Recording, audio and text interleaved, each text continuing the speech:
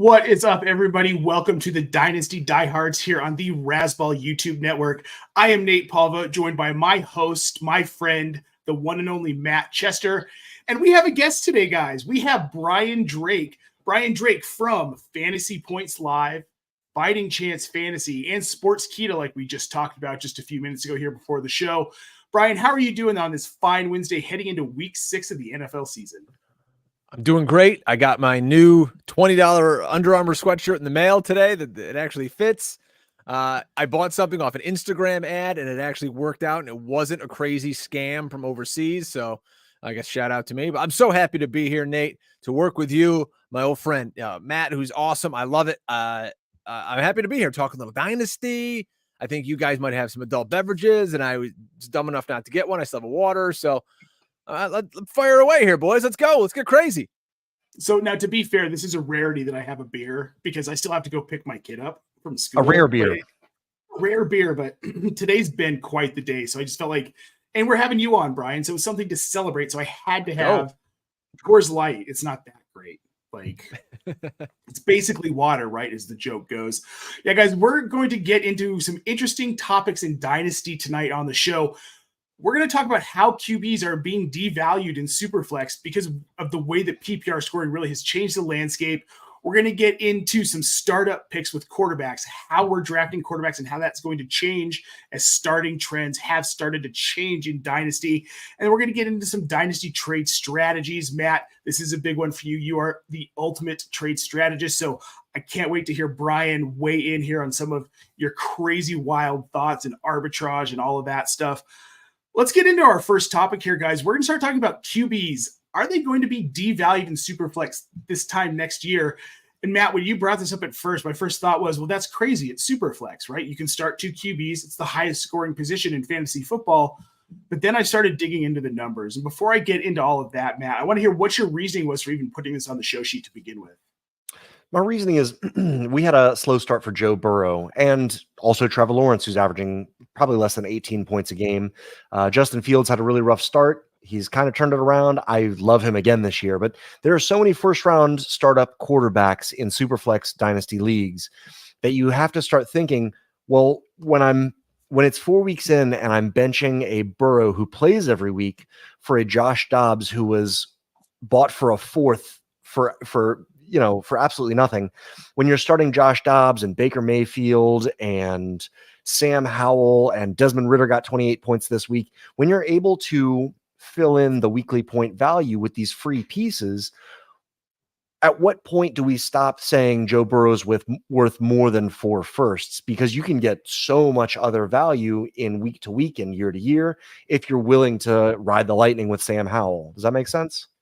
Oh, it 100% makes sense. Brian, are you with Matt on this, where it's like some of these back-end quarterbacks are providing enough value to where maybe you start using some of these picks on a different player, some of these higher picks? Yeah, and I think back to things like the Scott Fish Bowl, for instance, which is a super flex league. And I've been in the camp of, if you're picking in the middle and you can get a McCaffrey or a Jefferson, at that point, you're probably down to, this year, it was like Lamar was like the QB 6 or 7, wherever that line of demarcation was. Trevor Lawrence, sure. Yeah. So then it's like, well, instead of dropping down and, taking, I don't know, Russell Wilson or somebody or Dak, I'm going to take Christian McCaffrey. I'm going to take Justin Jefferson. And then on the hook, I'll start and I'll figure it out and I'll get Jared Goff or whoever at that point.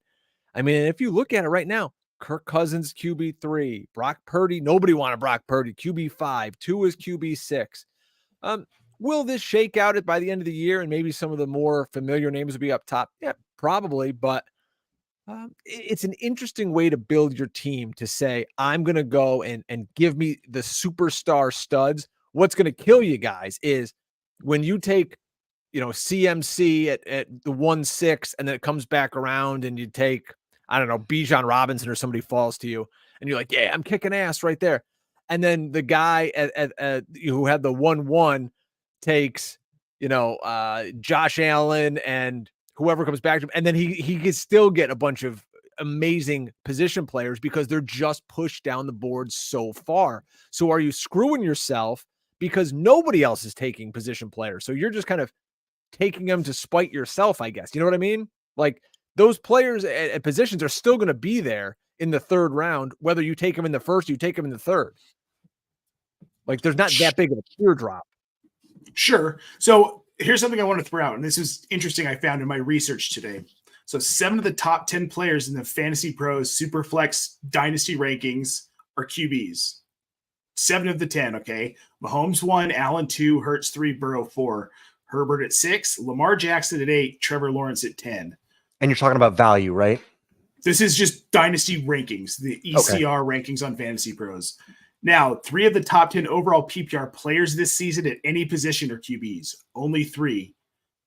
Josh Allen's number 3, Jalen Hurts is number 6, and Justin Fields is number 10. So there's a disparity here. And when I looked at this, it made me think, like, look, we're in an era where scoring has gotten different, right? It's not the old school straight up scoring. Pretty much every league is at the very least half PPR. You very rarely see a league that isn't at least half. The majority of leagues are strictly PPR, and that's elevating some of these running backs and these wide receivers. Guys like Justin Jefferson, who when they're healthy, they can have a game with 12 catches. That's 12 points. Then you tack on 100 yards. You're at 22 points before the guy scores a touchdown. And you have quarterbacks like Joe Burrow or Trevor Lawrence, for instance, the London game. He played well, but he had 14 fantasy points. And you were Great taking NFL. him we were taking great NFL game, but for fantasy, it didn't translate on Sunday. So while, yes, and I was on with Bob Harris and Mike Dempsey just right after the Monday night game, and we talked about Trevor Lawrence a little bit. And Mike said, he played a great game. Like, well, you're biased because you're a Jacksonville play-by-play guy, but yes, NFL-wise, he played a great game. This isn't an NFL show. For fantasy purposes, it stunk. Yep, you're right. So, And I really like what Brian said about, he brought up Brock Purdy in there because Brock Purdy was going very late, and now he's the quarterback 5. And as far as the running back landscape, where we've all been figuring out to play zero RB and kind of play chicken with it, and then the NFL kind of caught on and said, you know what, we can fill in the running back position, and then it got devalued to a dramatic argument causing level in the NFL around running backs. And usually I feel like analytically we are kind of ahead of the NFL, which is weird. And possibly in this case, I wonder if the NFL is going to get ahead of us as far as devaluing quarterbacks with what we've watched Brock Purdy do under Shanahan. Can we start doing the same things with quarterback versus, paying the Kirk Cousins all this guaranteed money? Could we just wait and play the Shanahan game and follow Shanahan in our fantasy lineups by waiting on the Brock Purdys and just getting the system guys who fill in admirably while not having the insulation or the value? There's so many guys. I'm looking here at, just average points per game. So in this scoring system, I'm looking at, for instance, Josh Allen is 1, Herbert is 2, obviously because he has bye. And then there's Hurts, Fields, Cousins, Tua. I mean, then there is some just junk. You get that, 15 points a game, Matthew Stafford, Joshua Dobbs, there's Trevor Lawrence. I mean, you're telling me right now, people are taking Trevor Lawrence in the first round of Superflex drafts. He's like QB 20 right now. I just traded him per game. I just traded him away in a 4-point passing dynasty for 2 firsts in JSN. I'm so happy to get rid of the quarterback 18 if I don't know his name, right? I mean, geez, Louis, that's the other thing, guys. You got to know the scoring. If you're in a 4-point passing touchdown league, forget it. You better draft Anthony Richardson, Jalen Hurts, Josh Allen. If you're not getting those guys who run, forget it. Just take anybody later. It doesn't matter. Love that. So I want to know. You started talking about Brock Purdy, so I pulled up where he's sitting in the Fantasy Pros Dynasty rankings. Currently, he's QB 15. Guys, I want to know, too high, too low. Brian, is that too high, too low for Brock Purdy? That has not been updated, I don't think, to really reflect. You got a kid here in his 2nd year, and they're going to have him on this contract for at least 2 more years. Less than $1 million a year. Making nothing. Maybe they can't even give him a contract till after his 3rd year. So he's going to play on it again next year. I mean, that's way too low. Brock Purdy should be a top 10. He should probably be like a top 7 dynasty quarterback at this point. He's on the best team in football, and he's good. He really Right. is. He's got a great play caller and great people around him. He's awesome. Security and points. What else do you need? Exactly. Right? Well, I don't know if you could. I don't know if you guys follow Kurt Wenkert on Twitter. He's a fantastic follow, former backup quarterback in the NFL. Actually played for the 49ers, and I saw two things that he talked about today. One was talking about playing for Kyle Shanahan and how fantastic the system is and how fun it is to be on that team and how much preparation Shanahan puts into every game to set guys up like Brock Purdy to succeed. But also, I saw another tweet where he basically broke down almost every pass in the 49ers, I believe it was week 3 game.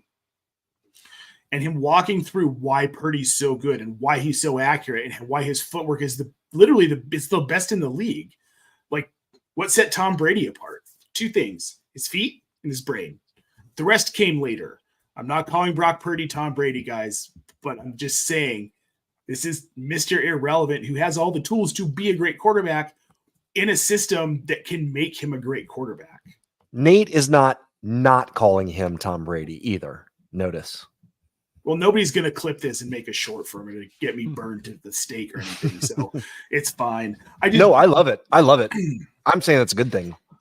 I think, Brian, I think you're right. I think QB7, QB6, QB8, like right in that QB6, 7, 8 range in Dynasty right now is probably where I would put him. I'd say you got to put him outside of the A-Rich Tua range. But you can put him above Dak. I don't think you have to. On risk, I think I move to an A-Rich back behind him. Okay. There's far less risk attached to Brock Purdy, and that matters in Dynasty for longevity. Yeah, I mean, I think there's going to be such a discount going forward. Next year, Anthony Richardson in Superflex next season should be a top 4 pick. But people are going to be scared out of their freaking minds because the guy gets hurt every 20 minutes. I mean, we just saw it again. Yeah, he's hurt. So we'll see if he even returns this year. And if he does, what if he gets hurt again? He comes back week, 10, 12, whenever he's supposed to come back. And then something else happens to him. I mean, you're going to get a super discount on him in some super flex drafts next year as he falls down to the end of the first round. So what you're saying is sell Deshaun Watson for A-Rich while you can. Oh God, yes. Yeah, I'd be okay with that. Yes. Watson looks like such a dope. Like, it looks like that he's already losing his team in Cleveland. Like, he's not speaking in his locker. He's healthy. He's supposed to play, but they're like, he's not going to play today. Like last week and again this week, they don't know if he's going to play. Great. I'm making a prediction right now. Deshaun Watson is out of the NFL in 2 years. Do you think it takes that long? 2 years from now, something will happen, and they'll find a way to get out of the contract too. Wow. Fun. Okay. It wouldn't surprise me. Mm-hmm. I mean, what is he like? Realistically, he's had 1 good game since he came back to Cleveland. He was okay at the end of last season, but wasn't the Deshaun Watson everyone drafted at essentially an unrealistic ceiling? And then the same thing this year. You see him going off the board in the first round of some of these Superflex drafts. And look, he had 1 really great season in Houston with a mediocre team. But they only won 1 playoff game. And he wasn't playing structured football. He was doing some real playground stuff out there. It's just like, hey, I'm going to run around and throw it to, who do you have down there? Hopkins and Hopkins. That was the difference maker. That's why his numbers were so good. Yeah. I'm just like, he's got Amari Cooper. I'm looking at the dead cap right now for if they wanted to get rid of Deshaun Watson going to next year, it's a $200 million dead cap hit. So what did you say? 2 years? 2 years. So after 2025, I mean, then it goes on to 72 million. I'm sure there's some way that they could find some cause or whatever, and some mysterious new allegation or something would come up against him. And the Browns go, we're not paying you. See you later, buddy. Good luck. Yeah. Take care. Brush your hair. But anyways, these are crazy hypotheticals. I moved off of him in Dynasty as soon as the allegations started coming out. Because I'm like, this kind of stuff doesn't end well. We see how this goes in the public eye. And it was my first Dynasty pick. He was 103, and the allegations came out later that week. First Dynasty pick ever, 103 startup. That one hurt. And you know what? So right after that, it took me a while to figure out what I was doing, but possibly a mistake that I made before I figured out what I was doing. I sent my own first and Deshaun Watson for somebody's 5th round startup Tua. And to be honest, I'm so happy I did that. It ended up being 111, and now I got 2 instead of Watson. Sometimes you got to be patient with these really, really stupid moves you regret a whole lot because they end up being perfectly fine. Any move getting rid of Deshaun Watson was probably a good move. I mean, I feel like at Dynasty right now, Matt, what can you realistically in a trade, if you want to move off Deshaun Watson, what are you getting at this point? I just sold my very last one for Olave and somebody's 25 first because I think their team is going to implode next year. And I'm perfectly happy helping them win it if they think Deshaun Watson's going to do that. And if they win it, even better. I'll have a very happy trade partner moving forward, but it doesn't affect their 25 pick so much. All I'm kind of doing is stripping them of their cash for the future. So it's fine. And I like Olave. I'm from New Orleans. I'm a little bit biased. Well, I mean, that makes sense. I get it. I'm in Denver and I can't be biased. I'm biased against Denver players. I usually am too. It's easier if you just, say, I'm going to fall in love with this person so we can't be together. Well, and Brian here's an Eagles fan. So what do you do about Eagles players, Brian? Because that's also, it's kind of a heartbreak having them. You just love all of them. You got to play them, but they have a tendency to put up 30-point games or zeros. Same with 49ers. It's tough. I mean, with the Eagles, what helps is the fact that nobody knows their team's players better than a fan. So, you've got to be, you got to be not optimistic, but you've got to have a level head. You got to look at your team and go, not everybody's great. Okay. Up until this week, Dallas Goedert stunk. Okay. And the people would always ask me, Brian, what running back do you want from the Eagles? And my response was always none of them, because they never scheme up anything for these guys. They're always going to rotate. And then look what happened. They went and now they're scheming things up and only giving the ball to DeAndre Swift. So I'm totally missed on that. But I watched every snap this team's ever done, and they never did that before. And now all of a sudden, because they have the talent to do so, now they're giving that one back the ball. So, I freely admit I totally whiffed on DeAndre Swift, but in terms of Hurts, I hated the Hurts pick when they made it. I made a huge video about it that I was like, this is moronic that the Eagles are doing this. But hey, look, it turned out to be a quarterback that took them to the Super Bowl. And then he ends up getting paid. And that's probably a reason that they're starting to scheme up more planned runs for the running back, is because now they've got a very, very well-paid asset in the quarterback, and they probably don't want to put him in as many risky situations as they're fine giving DeAndre Swift. So everybody profits, right? You can see the way that Hurts plays this year. He is very much coached up to not take any hits. It was only this past week because he needed to run to win the game. And the other time Hurts is running this year, he is getting down. He's sliding like he's, there's a casual double play in June and some team 20 games out. And he's just like, sliding into second base. Ain't worried about this. Sure. They taught him how to slide. They taught Tua how to do yoga. They're just, it's a longevity game for some of these investments. Mm-hmm. Yeah. So I'm looking, this is Puka Nacua. Brian, I just want to ask you about Puka Nacua here. He's the current overall PPR fantasy player 5 as far as scoring goes. 23.1 points per game average, 115 total fantasy points. With Cooper Kupp back, he still had a really nice performance, 20.1 points. Can he keep this up, though? I mean, is he wide receiver 5, 6, 7 range the rest of the season? Or are we looking at where he dips back to like wide receiver 15 to 20? I think it just depends on if he scores touchdowns like he did this week. They only throw to 2 guys. I mean, they have Tutu Atwell, but so this is a team that's probably going to be in a trailing game script most of the time. Kupp is amazing. I was out trading for Kupp this week. I have a team with Kupp and Puka. I don't care. I'm starting them both. Absolutely. Yeah, who cares? I mean, this is such a concentrated passing offense. It's like, would you scoff at somebody if they said, oh, I got A.J. Brown, Devonta Smith on the same team? You'd be like, oh, that's awesome. No. I got Debo and Ayuk. Cool. That sounds like a good squad to me. And sometimes those teams win in fantasy if you just hit the right year. I had a buddy, this is maybe 2013, and he had like a bunch of the Broncos. It was the Broncos. I knew you were going to say the Broncos. It was he had what are their 2 names? Manning, Demaryius Thomas, Julius Thomas was the tight end. And he had like Decker. 4 of these dudes. No, it was I had Eric Decker on my team. Eric Decker was on that team too. And so he had like 3 or 4 parts to this team. And after a while, he was cruising. He was in like first place in the league. He ended up trading off an asset or two. He goes, I'm too invested in this one offense. He's like, if they have a bad game, I'm going to end up losing. I'm like, yeah, but he threw 50 touchdowns this year. So, if you're with a hot team and that's a concentrated passing offense, why do you want to divest from that and then go, oh, well, I'm going to take the second receiver from the Carolina Panthers instead? No, stay with the good offense. Well, it's like people who shied away from Jordan Addison in Minnesota's offense. Like, they're going to run the ball 7 to 10 times a game. You're going to get Kirk throwing it 40 plus times a game. The volume's there, right? Why would you move off Jordan Addison? And for that matter, KJ Osborne has shown that he has some flex value, and he's still really cheap in Dynasty. That's something I think, especially people who are newer to Dynasty don't understand, is chase offensive value, chase volume, especially with players. You really want to chase that long-term volume. Kevin McConnell's the head coach in Minnesota. Jordan Addison's going to have built-in volume for the next 3 to 4 years as long as O'Connell keeps his job.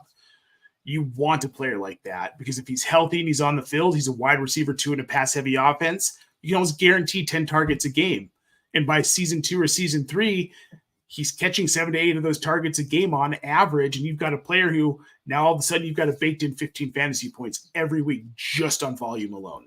Yeah, that's Puka Nacua. That's Jacoby Myers right now too. Exactly. That's exactly what you should be looking at is, yeah, of course I'm going to play Puka Nacua because he's going to get 13 points and maybe a touchdown also. And that's an automatic start. I made this reference earlier today, and I said if Jacoby Myers didn't get hurt with that concussion and have to miss he left week 2, right, and then miss week 3, we would be talking about Jacoby Myers like he's Puka Nacua right now. He's getting that much volume in this offense. They don't throw to anybody else. It's literally 2 guys who get every pass. R.I.P. Hunter Renfrow. Dead. I had a dynasty roster I looked at today, and I'm like, oh, Austin Hooper's on this team. Like, what's Austin Hooper doing these days? I looked up his stats. I'm like, oh God, this guy gets like 2 receptions a week if he's lucky. Very. Oof. Oh boy. Very right. He outscored Jacoby Myers outscored Devontae Adams this week, and that's very frustrating. But what are you going to do other than like send basically nothing for Jacoby Myers and hope it keeps up? Look, dude, it's great fodder for someone who runs a major account's Twitter during live games. So, like, good for you, Nate. Good for you. That was helpful. That was very helpful to keep, because that was a boring game. You tried live tweeting during that crap show. I tried watching it with my girlfriend, and like, if you're going to use certain times to watch football with your girlfriend, don't make it the Green Bay Packers versus the Las Vegas Raiders on an island game. Don't waste that little bit of time. Be like, no, baby, tonight we're going to watch a movie. We're going to do whatever you want to do, and I'm going to give up football. And you know what? There's some games you don't want to invest in, and that's one of them. What's on Bravo? Let's watch The Golden Bachelor. Right? What can we do? Do you want to cry? Let's watch A Star Is Born. I've been wanting to watch that with you. Yeah. Oh God, no! I draw the line at A Star Is Born. You can't. Oh my God! No, give it to me. Whenever I need to get squeezed out, it's A Star Is Born. Oh, Jesus, man, this is a family show. All right, we're gonna move on to a. We've got a viewer question. Everybody's leaving now. We went from 500 views to 5. Matt, see what you did here. Sorry, Kane Royce in the chat. He did ask. This is a redraft question, not a dynasty question. We just love fantasy football here, so we'll take it anyway. Would you guys trade? I'm assuming Amon-Ra, not Equinamius, St. Brown, and Ramondre Stevenson for Justin Jefferson and Kyron Williams. Brian, let's start with you first. Boy, no. I want the St. Brown Ramondre side, even though Ramondre is awful right now. But I don't want to take on a guy who, I don't know what your record is, but maybe if I'm 5-0 and my team's loaded, okay, I can take on Justin Jefferson, but he's definitely not going to play for a month. Then we don't know if they're going to tack games onto that. Then we don't know if they're going to trade Kirk Cousins. So, I mean, you might end up with, I don't want to say we'll never see Justin Jefferson again this year, but it's a possibility. Definitely. Definitely. And Kyron Williams might go the way of Cam Akers if St. Louis and Sean McVay keep doing what they're doing. And, Kyron Williams hasn't been efficient at all this year. He's been a volume hog. He's been putting up points because of it for fantasy, but he hasn't been really doing anything difference making for the team at all. And that's got to get noticed by real life coaches like Sean McVay. And now you got Ronnie Rivers starting to take touches more and more every week. You got Zach Evans, who's a real good talent, but a rookie, which means he shouldn't be trusted by Sean McVay, because Sean McVay, he's one of the few coaches that will give a running back 100% of the snaps that game. And it's Kyron Williams right now, and that's what value Kyron Williams brings to the table. But that I don't feel like is permanent. I feel like that's very temporary. So this temporary lull for Ramondre Stevenson is a fine trade if you want to get off Kyron Williams and get something else in order to switch to Ramondre. I think that they might switch places production-wise. And then you're right, Justin Jefferson might not play again this year. I wouldn't count on him. And it's scary to say that, but it's true. Yeah. No, I mean, I think at this point, again, Justin Jefferson, terrified that they won't play him. This Minnesota team's awful. We're seeing what we should have seen from them last season, but now they're just being exposed. Probably because they got rid of Dalvin Cook and tried to rely on Alexander Madison. They thought they could air it out. I want no part of that offense at this point. I'm terrified of it. Jordan Addison, I do like in Dynasty, but in redraft, I'm scared of it. And Kyron Williams, look, Brian, like you said, Ramondre Stevenson's been terrible, but he's a guy who's usually good. Kyron Williams is usually terrible. He's been a little bit good. Give me that Amon-Ra and Ramondre side, because Ramondre's going to come back, right? This offense is going to turn it around in New England, in theory. And Amon-Ra's Amon-Ra, and he's just a talent that you want. If he's on the field, he's phenomenal. Now, we've got another question here in the chat. PPR best to worst rest of season. Brian, we'll start with you again here. We've got Brian Robinson, Ramondre Stevenson, Jonathan Taylor, and Dameon Pierce. Well, I think Jonathan Taylor is obviously, I think, the number one here for the rest of season. Maybe not this week. They're trying to ramp him up. I'm one of the dopes that played JT over Moss this past week, but your process was right, dude. Don't be mad at yourself. Don't be down on yourself for that. You did the right thing, and you got screwed out of it. Yeah. It happens. Don't regret it. You did the right thing. I would say JT, then Pierce. Brian Robinson's really game script dependent, and I'll go Brian Robinson and then Ramondre fourth. I don't know. What do you guys think? Damn it, that answer was perfect. I have no rebuttal. It was a perfect answer. So I'm going to go JT, B-Rob, Ramondre, Dameon Pierce. Oh, putting Pierce last. Wow. Dameon Pierce is fool's gold. They don't need him to be anything special. He wasn't ever anything special. He had a few good runs. He was a volume guy. He's not going to be a volume guy as much this season, all season long. Especially, dude, CJ Stroud, though. That's a part of that Texans offense I want. CJ Stroud has been phenomenal. I was in several rookie drafts this year. Nobody wanted to draft CJ Stroud. Yes. And I mean, I think I got him. This is not a super flex, but it was a dynasty league. I don't know. I think we got CJ Stroud like the third or fourth round. We're just sitting there. We're like, okay, nobody wants it. We'll take him. And so many 105 super flex CJ Strouds. It's absurd. It's absurd. Yeah. And now Bryce Young, I mean, he just doesn't look like an NFL player at this point. That's a mess in Carolina with that owner. And you saw what Frank Reich was saying yesterday and today about him meddling. Ooh, that ain't gonna end well. Yeah, I was among the few people that said CJ Stroud over Bryce Young in this rookie class. And I stuck to it, and now we're seeing it. CJ Stroud is the best quarterback in this class. He was the most pro-ready quarterback in this class, and he's already a guy that you kind of want to start. You want to find a reason to start him every week in fantasy because he's been fun to watch. He's getting 40-plus attempts a game. He still hasn't thrown an interception. What more do you want out of a rookie quarterback? Yeah. And you remember when he came out, and it was also, Williams, the defensive player they got from Alabama? What the hell's the kid's name? The D lineman.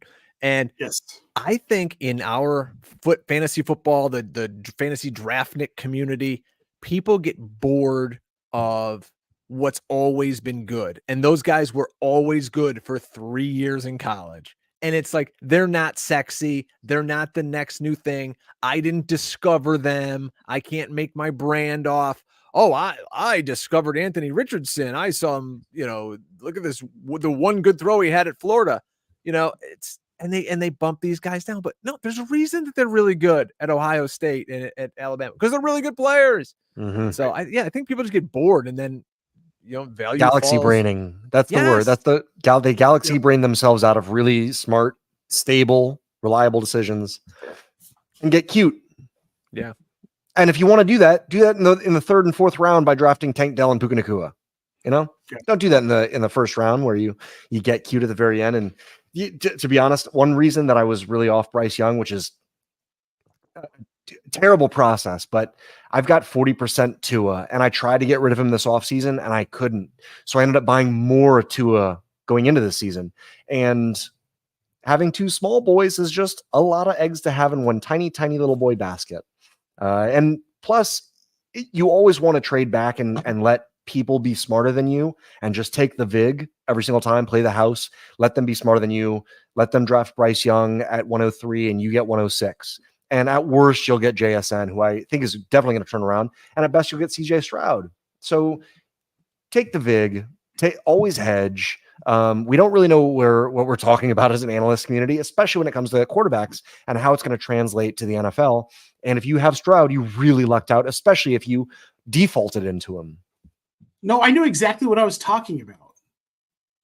Good. That's why you're the host, because I can just lean to you and be like, Nate, I'm on a tangent and I don't know what I'm talking about. You want to bring me back? And you're like, yes. Yes, I do. All right, guys, just real quick. I want to get we got some comments in the chat. Dynasty Coach A, your buddy over there, Matt, says #never Pierce. I agree with you, buddy. We've got Patty, who's got a question here in the chat. In desperate need of a running back, have Aaron Jones and James Conner. Yeah, you're in need of a running back here. So trade away Amon-Ra for JT and Garrett Wilson, or should I look to get a different running back and wide receiver duo? I think that's for me, that's perfectly great. What format would you ever be able to get away with doing this? Not Dynasty. Certainly not Dynasty, right? I don't want to. I'm assuming this is Dynasty. I don't want to tell you the trade I just made in a redraft league. Then do it. I want to hear it. I need it. 0-5 team. I'm in first place. This 0-5 team hits me up. He goes, I'll give you Cooper Kupp and Austin Eckler for my Christian McCaffrey. And I go, okay, bye. See you, Christian McCaffrey. Austin Eckler, Cooper Kupp. That's now the team that has Nacua and Cooper Kupp. Silly. Right, it's like in Moneyball when they say when he hangs up the phone and Jonah Hill goes, why'd you hang up on him? He goes, when you get the answer you want, you hang up the phone. Yeah. Period. Take it. So this guy's question here. I think he would do, if that's just redraft league, sure. Yeah, I'd make that trade. 100%. Mm-hmm. Yep. So he's got one more here. Should he just trade away Hollywood or Cooper? And if so, what running backs could I get for those guys? That's circumstantial. We don't know the league and people's rosters and all that. But I mean, if you're trading away Hollywood Brown or Amari Cooper, the kind of running backs if it's a redraft league, what are you going to get for those guys? Like, is Jerome Ford, personally, Miles Sanders? I wouldn't. I just wouldn't do it because Hollywood is a top 12 wide receiver. And honestly, when Amari Cooper plays, when Deshaun Watson also plays, he's averaging like 18 points a game. So I wouldn't undersell either of those guys. I love your first trade. Get rid of Amon-Ra St. Brown because you might get a free JT when you can pivot off of your gained Garrett Wilson for somebody else that's very usable. You already have Amari Cooper, but an Amari Cooper type. So if you could trade away Amon-Ra and get JT and then let's say Lockett and another piece, absolutely do that. I love that. Yeah.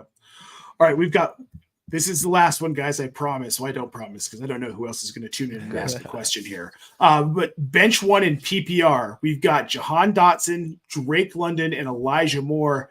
I think just strictly based on the quarterback situation in Cleveland, I say you have to bench Elijah Moore out of these three. Matt, are you with me on that? Or you have a different opinion here?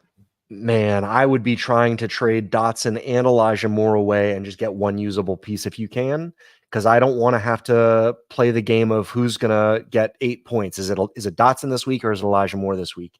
Dotson, in his rookie season, he averaged, I think, 11 points a game, which is fine, but over 30% of his points came from touchdowns. And if you take away his touchdowns, he was averaging 7 points a game in PPR. That's not somebody that I want to start. And Elijah Moore is kind of the same direction. Plus, the weather. I like to stay away from Cleveland pass catchers just because the weather down the stretch in fantasy playoffs, it's never going to be good to you. So see if you can pair Dotson and Elijah Moore to somebody else for one very usable player every week. And you won't have to ask us this question ever again. And you'll just get to start a starter. But I like London. Go get Jacoby Myers.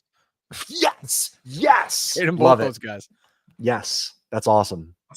Awesome. Well, Patty says definitely subbing. You guys are awesome. Patty, we appreciate that so much. You guys, we're running out of time here. I've got obligations I've got to get to.